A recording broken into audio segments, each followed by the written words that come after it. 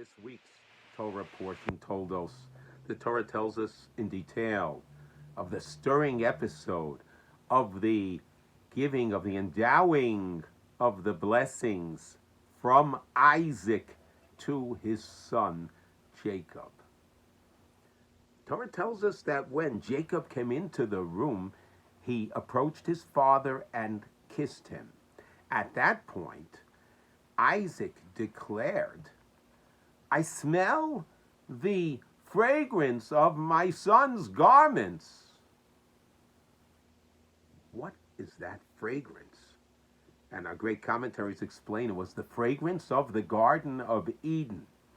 And what Isaac was able to see was the spiritual elevation, the spiritual holiness of his son Jacob, and therefore he endowed him with the blessings.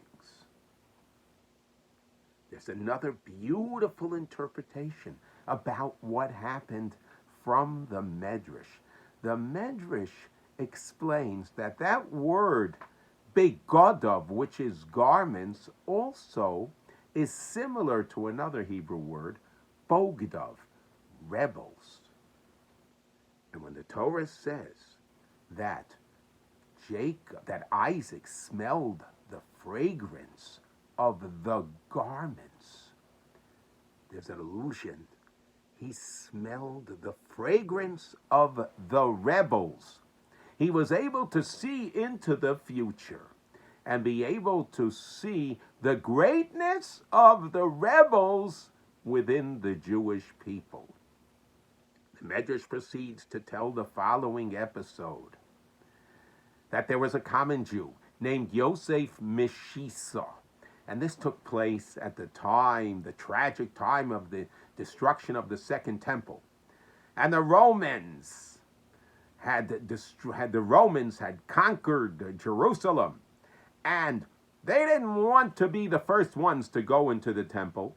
Perhaps, maybe for sport, they wanted to see a Jew go in there first.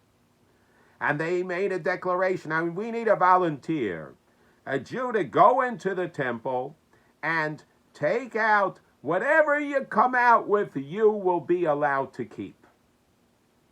This Jew, Yosef Meshisa, volunteered, and he comes out with a golden menorah.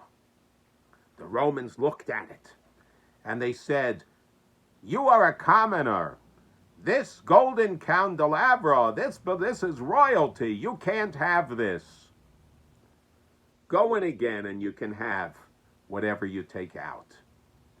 And he refused. All of a sudden, a feeling of terrible remorse overtook him, and he refused to go in. And the Romans offered him a tremendous amount of money if he goes in, and he refused. And then they proceeded to torture him, and he screamed out, "I have angered my God once, and I will not anger my God again." And they tortured him to death. The Rosh Yeshiva, my Rebbe of blessed memory, asked, what happened to Yosef Meshisa? All of a sudden, he's a rebel. He doesn't care about going into the holy temple, defiling the holy of holies. And then all of a sudden, he's ready to die at the hands of the Romans. What happened? What gave him the strength? And the Rosh Yeshiva pointed out, it is the spark within every Jew that in one moment could be ignited and make a complete transformation within the person. That's what our father Isaac saw, and then he endowed the blessings to the future generations of our people. Yes, we've heard this before.